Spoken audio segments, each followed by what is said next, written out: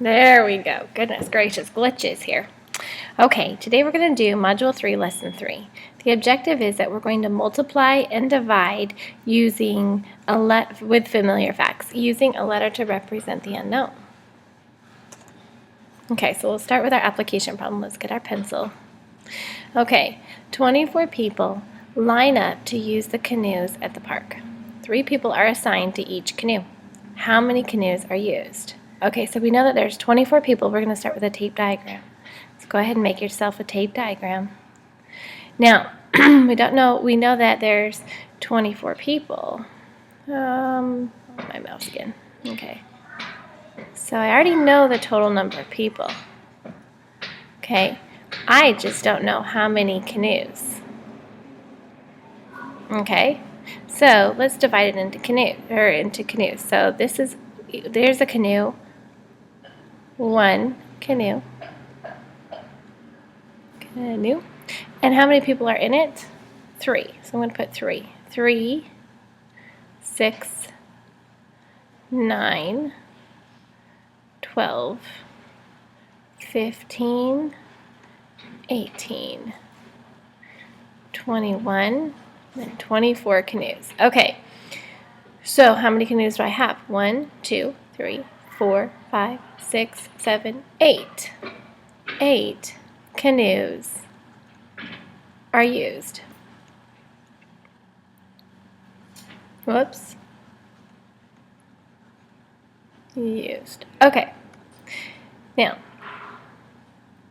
what would be my multiplication sentence or division sentence? Well, I had 24 people and I divided them into canoes, so I'm going to do 24 divided by, now how many people in each canoe? There's 3, right? Okay, so I need to do 24, where's my cursor again? 24 divided by 3 equals, what was my total of canoes? 8 canoes. Okay, but before we did that, let's change this into a multiplication sentence. Okay, so let's erase this division sentence and change it into a multiplication sentence. Computer's being a little bit difficult today. Okay, here we go. Okay, so we had 3 times how many? 3 people and how many canoes? So we needed to find out how many, okay, we didn't know this answer, did we? Equals 24.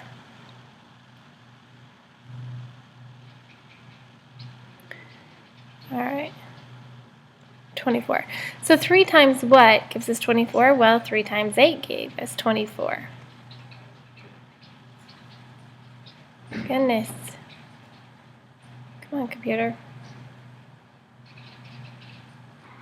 Okay, my mouse. 3 times 8 equals 24. Okay, now we're going to add letters to this, and we're going to put it with our unknown.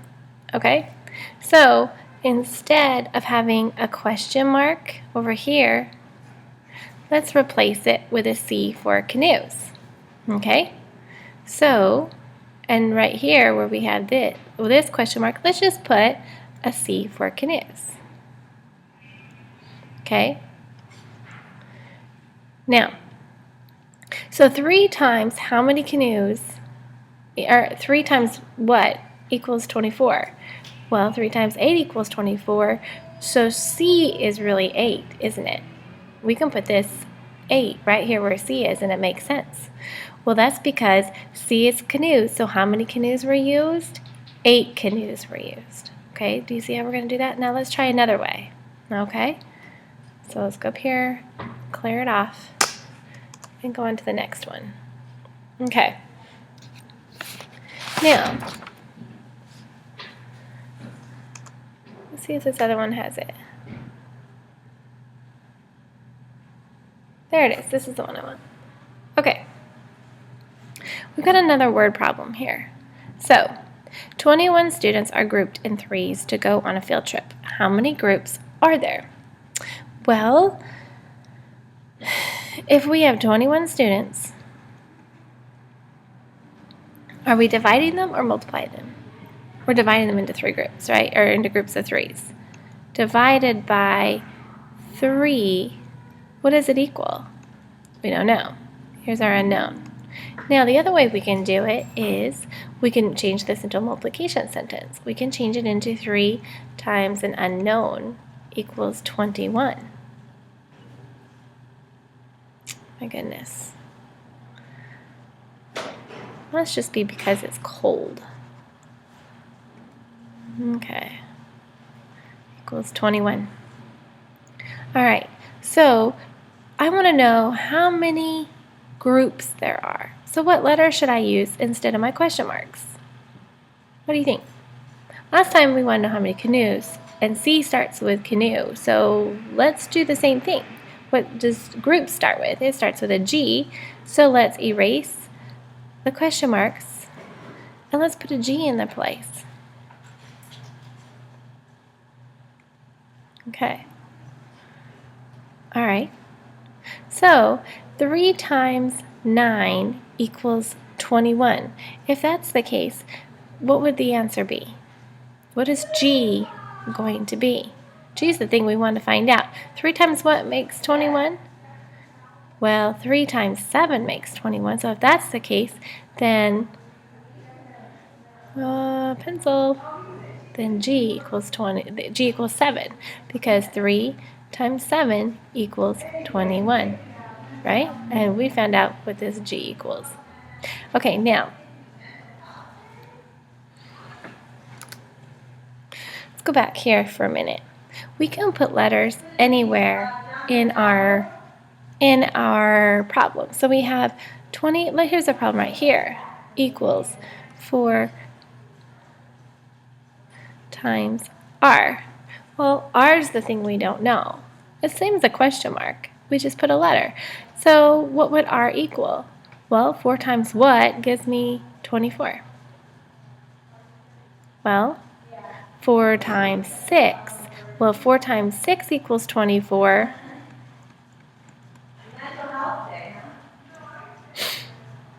Then R equals 6. See? R equals 6. All right, now let's do a different one. What if we have it like this? What if we have 5 equals 50 divided by M? 50 divided by what, or our unknown, is going to give us 5? What do you think? Well, we can fill this in this way, right? What times 5 gives us 50? Oh, that's so easy. That's 10. So 50 divided by 10 equals 5. It doesn't matter which side the equal sign is on. So then what would M equal? What was our answer? Our M would be 10. Does that make sense? Okay, let's try a couple others. All right, now let's do this one. 27 divided by B equals 3. Okay, well, if 27 divided by B equals 3, then what is B? Okay, 27 divided by B equals what? Well, what times 3 gives us 27? Well, that would be 9, right? So 27 divided by 9 equals 3. So what does B equal? B equals 9. Okay? Last one. Now what if we have D divided by 6? I want to write a 6. Can't find my mouse again. I'm always hunting for this mouse. There it is. D divided by 6 equals, where is it again? I see it bounce around there. Equals 3. Okay, so what times 3 is going to give me my total, right? This is our big total. Well, let's go backwards. What is 3 times 6? That's 18, right? So 18 divided by 6 is going to equal 3. Okay, in that case, what is D? What's our unknown? What's the thing we didn't know?